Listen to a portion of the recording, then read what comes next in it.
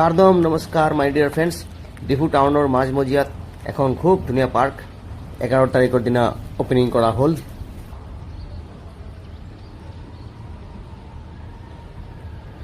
চাকিয়াতে বোটিঙৰো খুব ধুনীয়া ব্যৱস্থা কৰা হৈছে।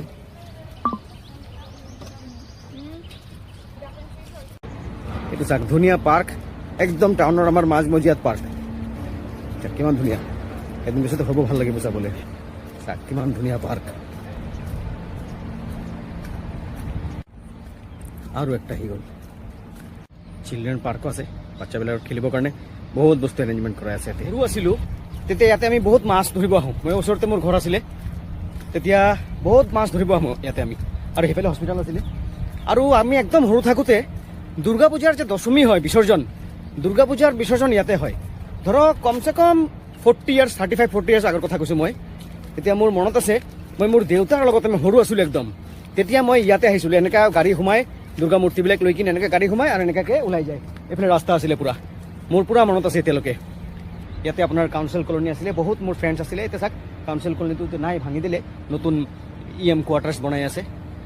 ঠিকেই কৰিছে এইটো। আপোনাৰ এনেই বহুত বছৰৰ পৰা পৰি আছিলে লেকটো। খুব ধুনীয়া এটা পাৰ্ক হৈছে। মানুহৰতো অলপ আনন্দ ফূৰ্তি লাইফত লাগে। ছানডে হ'লে ক'তো যাবলগীয়া জেগা নাথাকে, তেতিয়া এইবিলাক আহিলে অলপ টাইম পাছ হয়, ভাল লাগে। ধুনীয়া পাৰ্ক, ঠাণ্ডা হাৱা। এইটো চাওক, এই এইফালে ফ্লাইঅভাৰ হৈ গ'ল, এইফালে লেক হৈ গ'ল, এইফালে হৈ গ'ল আপোনাৰ কেঞ্চাৰ হস্পিটেল। বহিবৰ কাৰণে খুব ধুনীয়া জেগা। চাওক এইবিলাক একটা ৰুম আপোনাৰ একুৰিয়াম বনাব। একুৰিয়াম, ফিছ একুৰিয়াম থাকে যে, এই যে ফিছ একুৰিয়াম, গোটেইকেইটা এইকেইটা একুৰিয়াম বনাই আছে। চাওক এইটো হ'ল ভিতৰৰ ৰুমৰ একুৰিয়াম হ'ব, মানে ফিছ একুৰিয়াম। পানী দি কিনে মানে মাছ ৰাখে যে চাকে,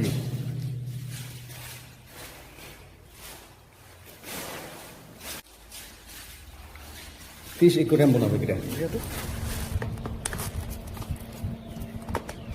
ৰেডি থাকক, আহিব এই পাৰ্কত আৰু ব্লগ বনাব, ধুনীয়া ধুনীয়া ব্লগ বনাব। সেইখিনি বহুত ফেমাছ হ'ব, তেনেহ'লে বহুত ভাইৰেল হ'ব ইয়াতে ব্লগ বনালে।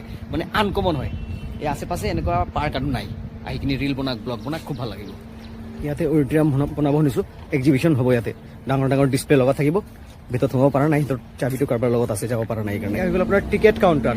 আপুনি টিকেট কাউণ্টাৰ লৈ টিকেট কাউণ্টাৰৰ টিকেট কাটি ধুনীয়াকৈ পাৰ্কত সোমাই যাব পাৰিব। আৰু হ'ল ইয়াতে আপোনাৰ ৰেষ্টুৰেণ্ট আছে, মানে কেণ্টিন।